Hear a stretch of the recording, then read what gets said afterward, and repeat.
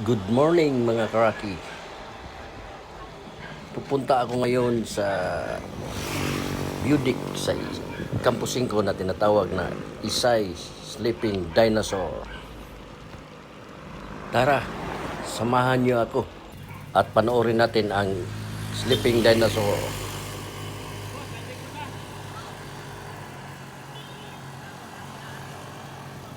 Nandito na ako mga karaki sa Campus 5 sa Isay Budik.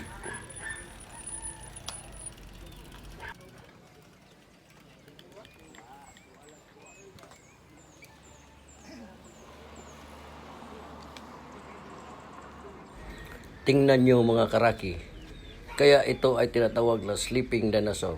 Tingnan nyo ang hugis ng bundok.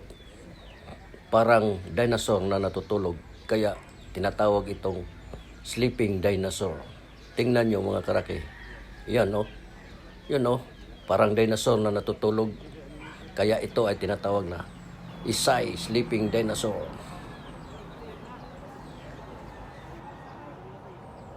Hanggang dito na lang mga karaki. Bye-bye at ingat. Mga karaki, pauwi na. Pauwi na. Ito.